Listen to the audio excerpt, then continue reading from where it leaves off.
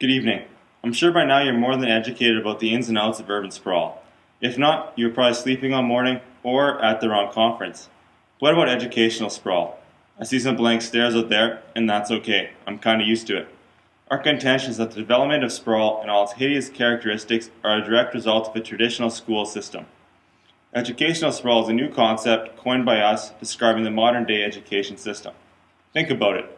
Sitting in separate classes for separate topics taught by separate teachers, it leads youth to adopt a similar lifestyle. We compartmentalize and separate everything and everyone in our communities. Poor from rich, old from young, commercial from residential. Are you seeing the connection yet? Maybe you're just a tad slow, like my friend Geoff over there. Let me lay it out for you even more clearly. Have you ever considered the similarities between building standards and academic standards? With modern day buildings, I guess you could say lack of standards. I'm sure most of you noticed when driving into the majority of cities, those suburb communities with hundreds of the exact same houses running row on row. Well, same thing with schools. The education system is designed to conform all students. If a student cannot memorize and regurgitate information well enough to pass the standardized test, the system just leaves them behind. The education system is like the architect of those hideous suburbs. Suburban architects have taken the unique elements out of the developments to improve efficiency. Similarly, the education system has sacrificed student individuality for a more simple, standardized system. This leaves both residents and students disengaged in their community. So I have a question for you. Do you think that a lack of engagement in school leads to a lack of engagement at the community level? The educational system influences our lifestyles and vice versa, perpetuating a cycle of detachment from our natural surroundings, segmentation, and consumption. If our only focus is mass efficiency, people become blinded to other needs that can only be met intertwining many aspects of life, such as family, rewarding careers, and leisure time. The connection between the two is how our unsustainable way of life is being perpetuated by a school system built on consumption and mass efficiency. And there's one last similarity I'd like to point out, and this is the similarity between the big box store and the modern school.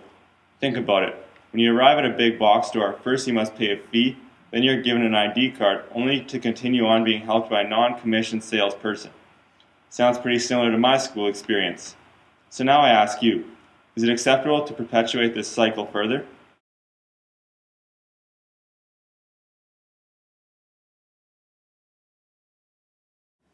A new education system, sustainable lifestyles, thriving communities. These are interdependent. Education is the difference maker.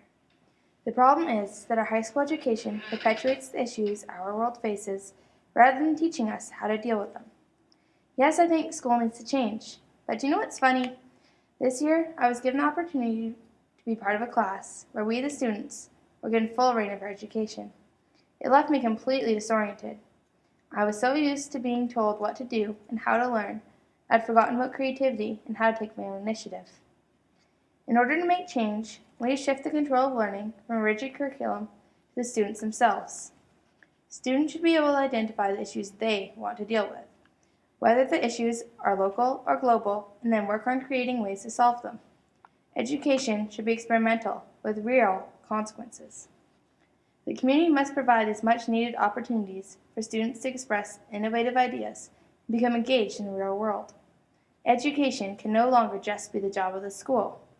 If we can develop a relationship between sustainable development and the school system, we will move towards better connected communities and a better understanding of how a community works.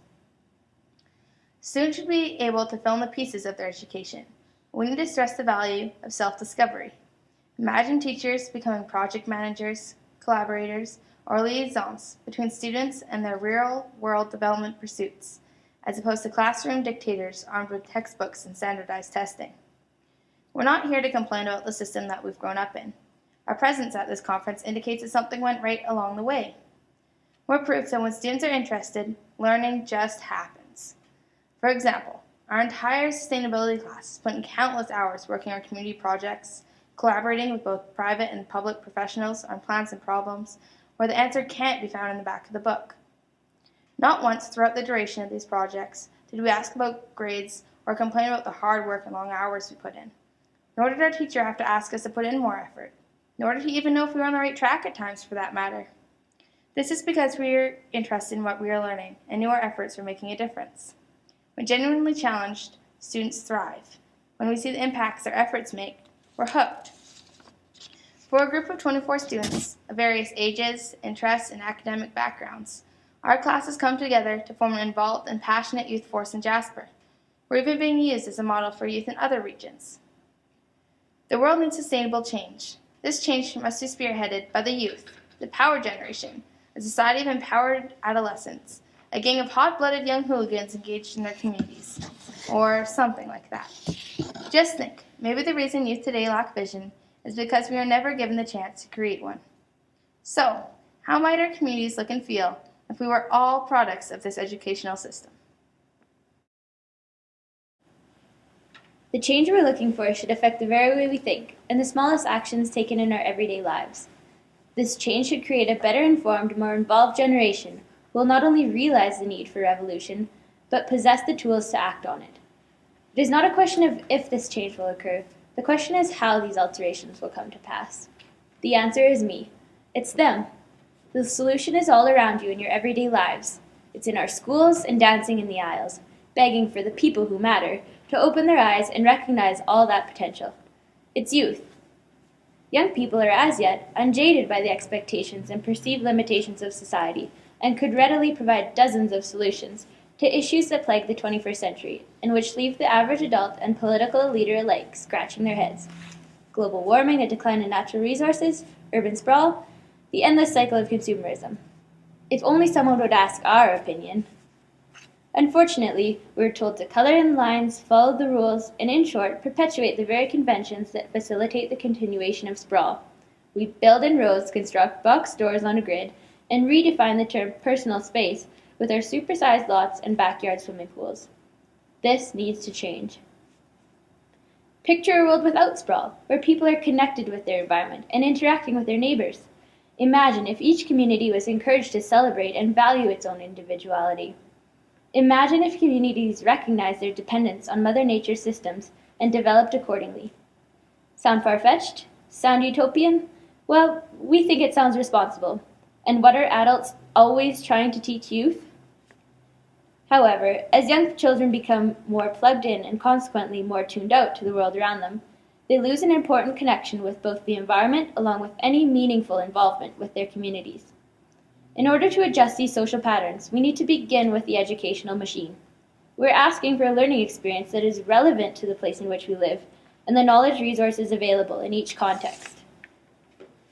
What little detail children might learn in school about the natural world has become exceedingly irrelevant in their lives.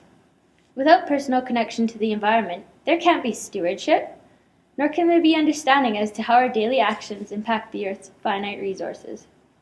If our textbook-based education remains indifferent to real-life issues and global problems, so too will our vision for a better world. As a very wise, curly-haired man once said, "We can't solve problems by using the same kind of thinking we used when we created them." As young people, we realize this, and as this recognition grows, so does the volume of the collective voice demanding drastic change. Contrary to all those misconceptions of the incurable apathy that supposedly plagues my generation, young people want to be involved. If you don't believe me, just look overseas. Proof of this can be seen in youth participation of development projects in countless NGOs. If the collective voice of young North Americans is sufficiently resounding so as to arouse acknowledgement abroad, just imagine the role it might play at home, if only people were willing to listen. In order to exist with minimal impact in a living future, we need to embrace these changes. We see it, our teachers see it, and now I hope you see it too. Live in the future we hope to create. Be the change.